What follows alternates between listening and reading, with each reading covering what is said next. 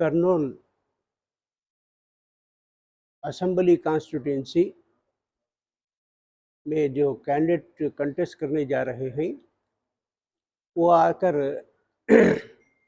Retired IAS officer, minorities welfare secretary साहब, और इनको यहाँ इसलिए दिया गया है टिकट कि यहाँ पर कर्नूल आकर मेजॉरिटी मुस्लिम्स की मेजॉरिटी, और कर्नूल में एजुकेशन हब है पहले से भी, और यहाँ के लोगों को सही खिदमत करने का मौका देने के लिए जगन साहब ने इनको कैंडिडेट जैसा चुने हैं और यहाँ दिए हैं।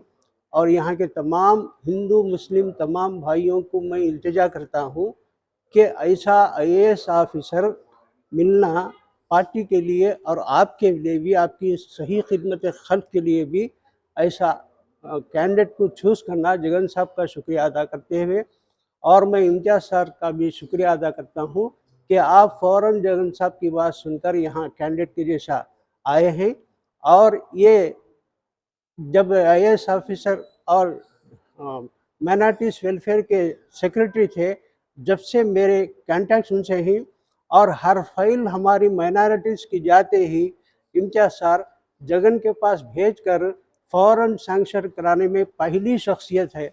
ऐसी शख्सियत कहीं भी नहीं मिली और हमारे आंध्र प्रदेश की हिस्ट्री में ऐसी शख्सियत नहीं मिली। तो मैं कर्नूल के हिंदू मुस्लिम सिख ईसाई तमाम भाइयों से इल्तिजा करता हूँ कि ऐसे कैंडिडेट को जिताना गोया के पूरे स्टेट के लिए, खुसूसन कर्नूल के लिए एक बेहतरीन मौका है, खिदमत खल्क करने का मौका है।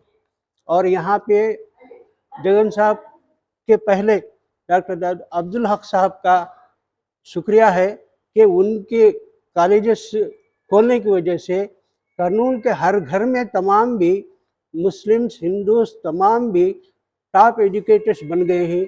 एजुकेटर्स की जिम्मेदारी है कि कंपेयर करके कौन सी पार्टी अच्छी है कौन सी पार्टी बुरी है, कंपेयर करना आप लोग आसानी से कर सकते हैं। आप इंटेलेक्चुअल्स हैं, हर घर में पढ़ा लिखा बच्चा है, पढ़ा लिखा नौजवान है और रिटायर्ड ऑफिसर्स है, तमाम भी है। और खुसूसन एक बात क्या है, आज हमारे हिंदुस्तान के लिए और खुसूसन आंध्र प्रदेश के लिए एक डेंजर आकर खड़ा है कि बीजेपी आकर हमारे लिए नुकसानदा है। नुकसानदा ही नहीं, अलबत्ता उनका प्लान ऐसा है कि मुसलमानों की तमाम चीज़ों को मिटाना, यहाँ तक तो उनको वोट का हक भी निकाल लेने का भी है। और सुप्रीम कोर्ट में एक पेंडिंग केस रखा गया है कि वक्फ एक्ट को भी निकाल देने के वास्ते बिल पेश किया, राज्यसभा में पेश किया गया, मगर वो पेंडिंग में है। और एक खुसूसन मदरसे बंद हो जा रहे हैं, और उसके बाद में हर किस्म से ये जिहाद, लव जिहाद, फलानी जिहाद, पर्दा, ये तमाम बदनाम कर रहे हैं। आसाम तो जल रहा है और हिंदुस्तान यूपी भी जल रहा है, और यहाँ तक के अलीगढ़ मुस्लिम यूनिवर्सिटी में एक एमए इस्लामिक स्टडीज़ था, वो आकर एमए इस्लामिक स्टडीज सब्जेक्ट निकालने में वहाँ से हमारे बीजेपी का प्राइम मिनिस्टर का हाथ। और यहाँ तक के रिजर्वेशन निकालना, 4% रिजर्वेशन निकालने के वास्ते भी कोशिश की जा रही है। अगर वो 4% निकालने के लिए उनका हाथ नहीं होता, सुप्रीम कोर्ट में पेंडिंग है, और अगर 4% निकाल दिए तो समझो कि SC ST BC रिजर्वेशन निकालने के वास्ते भी वो बिल बना चुके हैं।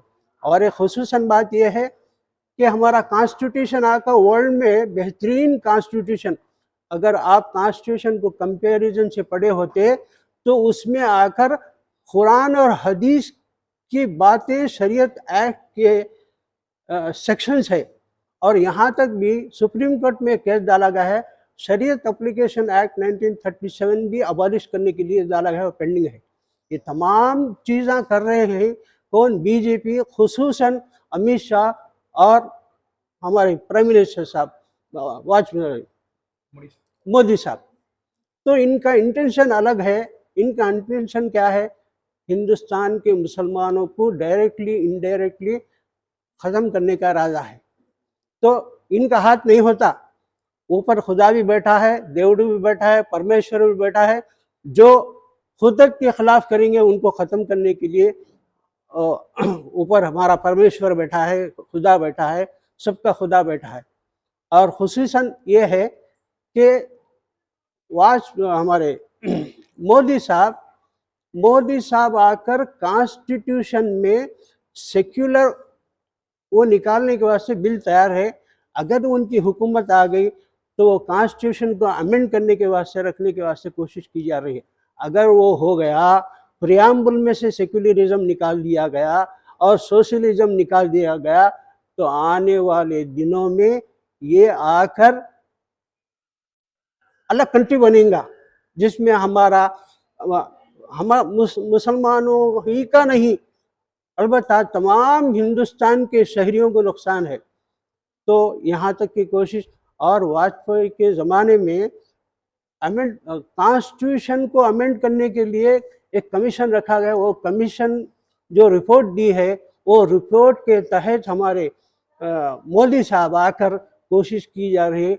और उनके तरफ से ये भी है कि उनके ये आरएस की ज़हनियत रखने वाले लोग भी इनके खिलाफ हो गए, खुसूसन खिलाफ इस वास्ते कि हमारा हिंदुस्तान आकर अमन का हिंदुस्तान, हिंदू मुस्लिम सिख सब मिलकर रहने वाले, इनकी दरार डालने की वजह से बिजनेस मार खा रहा है। और बिजनेस का लिंक्स आकर तमाम हिंदू मुस्लिम सिख ईसाई का लिंकेज है। तो इसकी वजह से ये तमाम भी प्राइवेटाइजेशन कर रहे हैं। आज पूरा हिंदुस्तान आकर सिर्फ 2 लोगों के हाथ में, अदानी और अंबानी के हाथ में दिया गया है। अदानी अंबानी रूल कर रही हैं, इसलिए दिया गया है कि उनके ज़रिए से करोड़ा रुपए कमाकर, और हर चीज़ की महंगाई हो गई है।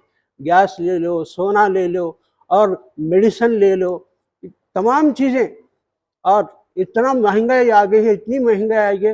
वो महंगाई की वजह से तो हमारे वाईएस जगन साहब, हमारे चीफ मिनिस्टर साहब, और जो स्कीम्स इंट्रोड्यूस करें, वो स्कीम्स की वजह से आज हमारे आंध्र प्रदेश के स्कीम्स इंट्रोड्यूस होने, हर घर में उनका समझे वो पथकाल आ गए हैं, जिसकी वजह से हमारा आंध्र प्रदेश आकर पूरी इंडिया में फर्स्ट लाइन में है, इस वास्ते के वो सही खिदमत खर्च कर रहे हैं। तो जगन साहब को लाना गोया के मोदी को हटाना, और यहाँ तेलुगु देशम को लाना गोया के मोदी को भी और यहाँ भी उनको रखने का होता।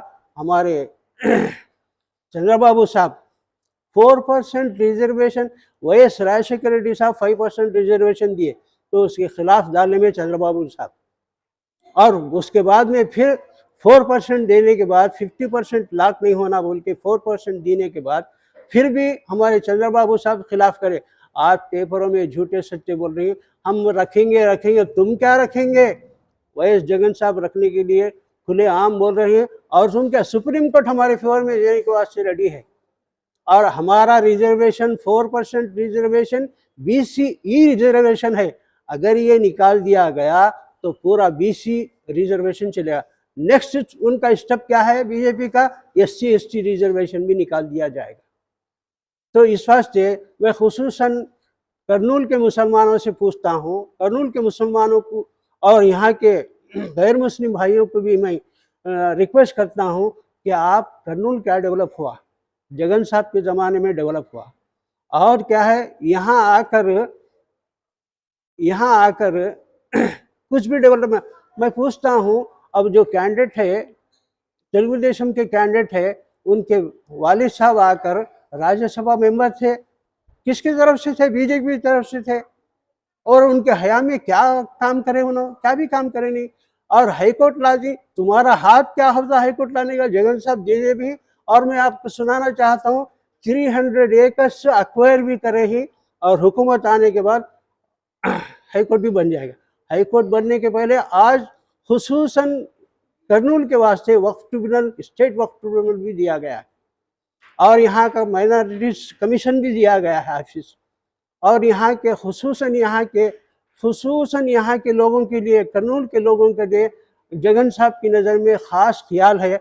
अगर ये तुम्हारी नज़र में अच्छा है, अच्छा सोचो, संजीदगी से सोचो, तो क्या है, खुले दुश्मन से भी बेहतर क्या है, हमारा खुली बात करने वाला वाईएस जगन मोहन रेड्डी को फिर दोबारा लाना और हमारे इम्तियाज साहब को अगर ज़रूर ज़रूर ज़रूर अगर अच्छी मेजॉरिटी से अगर जीता है तो कर्नूल ही डेवलप नहीं होगा, पूरे आंध्र प्रदेश को डेवलप करने के वास्ते ये कोशिश करिए, इस वास्ते कि ये आईएएस ऑफिसर हैं, माइनॉरिटीज़ को क्या क्या करना क्या नहीं पूरे इनके जहन में है।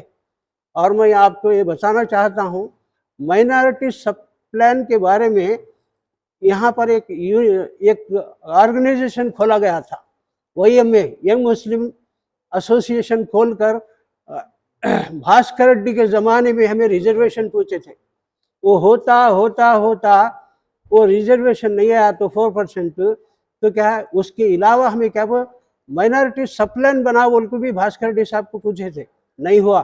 जगन साहब को मैं एक खुसूसन लेटर लिखा था, माइनॉरिटी सब प्लान पास करो बोल के, माइनॉरिटी सब प्लान का नेम चेंज करके माइनॉरिटी कंपोनेंट प्लान बोल के पास हो गया है, गेजेट भी आ गया है। और ये हुकूमत आने के बाद ये पूरा रूल्स एंड रेगुलेशन तैयार हो जाएगा।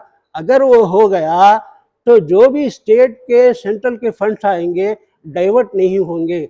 और हमारे जगन साहब आकर इतनी कोशिश कर रहे हैं, उसके वास्ते मैं हमारे डिप्टी CM से भी मिला था, ये माइनॉरिटीज कंपोनेंट के बारे में उन्होंने भी वादा कर रहे हैं कि नेक्स्ट हुकूमत आने के बाद ये इम्प्लीमेंटेशन हो जाएगा। और ये सुनने में ये आया है जगन साहब CM बनने के साथ ही फर्स्ट साइन माइनॉरिटी सब प्लान के रूल्स एंड रेगुलेशंस के ऊपर साइन करने वाले हैं। और इसका पूरा पूरा मवाद हमारे कर्नूल के इम्तियाज साहब कैंडिडेट के हमारे इम्तियाज साहब के पास है, इसलिए कि IAS ऑफिसर है, माइनॉरिटीज वेलफेयर के सेक्रेटरी भी थे। और इस वास्ते ही जगन साहब के राइट हैंड होने की वजह से ही जगन साहब इनको यहाँ खड़ा कर रहे हैं। अगर नहीं ज़रूर इंशाअल्लाह ज़रूर जीतेंगे, अच्छी मेजॉरिटी से जीतेंगे, जिताना हमारे पर जिम्मेदारी है। अगर कर्नूल ही नहीं बल्कि पूरे आंध्र प्रदेश के मुसलमानों के लिए, माइनॉरिटीज के लिए बहुत फ़ायदा होगा। दूर अंदेशी से सोचकर हमारे इम्तियाज साहब को बेहतरीन मेजॉरिटी से जिताने की जिम्मेदारी आपके हाथ में है। जगन बाबू साहब हमें देखते आए हैं, जगन बाबू इलेक्शन के बिफोर TDP का हुकूमत थी, अट्टर खिलाफ होकर हुकूमत चले गई, इस वास्ते गई कि वो क्या भी नहीं करे, सब झूठ झूठ झूठ झूठ। तो जब इन हुकूमत में आने के बाद जगन साहब तो क्या है, ये नवरत्नाल के बारे में इतना बेहतरीन है, उसमें खुसूसन सेक्युलर नवरत्नाल है, वो हर घर में पूरे स्कीम्स मिल रहे हैं, इस वजह से पूरे फ़ायदा उठा रहे हैं।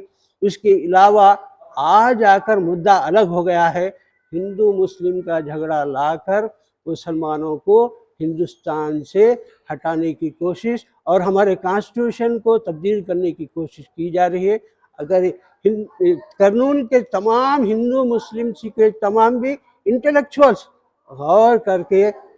गौर करो और डिसीजन ले लो, माइंड सेट कर लो और यहाँ कैंडिडेट को जिताए, तो ये कैंडिडेट का, यहाँ के कर्नूल के कैंडिडेट का जीतना गोया के वाईएस जगन की हुकूमत आना ये सेटल्ड है।